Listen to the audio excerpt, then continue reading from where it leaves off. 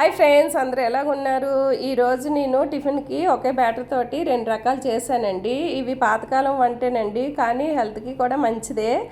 నేను రెగ్యులర్గానే చేస్తూ ఉంటాను. మా అబ్బాయికి ఒక రకం ఇష్టం, మా అమ్మాయికి ఒక రకం ఇష్టం అండి. అందుకే 2 రకాలు కూడా చేశాను. దీనికోసం ఇడ్లీ బ్యాటర్లోని కొంచెం సాల్ట్ వేసి కలిపేసి పక్కన పెట్టుకున్నాను.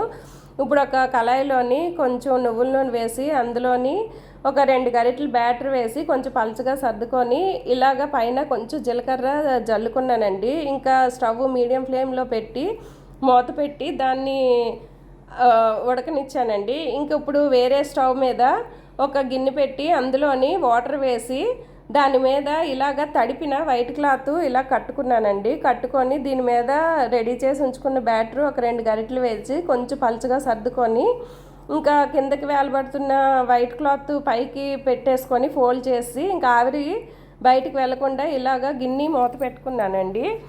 ఇది ఆవిరి బయటికి వెళ్లకుండా ఉడికిస్తాం కాబట్టి దీన్ని ఆవిరికుడి అంటారండి. మనకైతే ఇది చూసారా, ఫ్రై అయిపోయింది, చుట్టూ రెడ్గా వచ్చేసింది.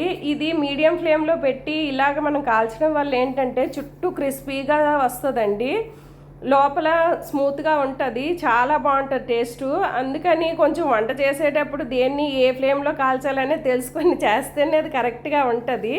దీన్ని మీడియం ఫ్లేమ్లోనే కాల్చాలండి. ఇంకా దీనికి మంచి కాంబినేషన్ అయితే కొబ్బరి చట్నీ అండి. టేస్ట్ అయితే సూపర్గా వచ్చింది. మీరు కూడా ఒకసారి ఇంట్లో ట్రై చేయండి.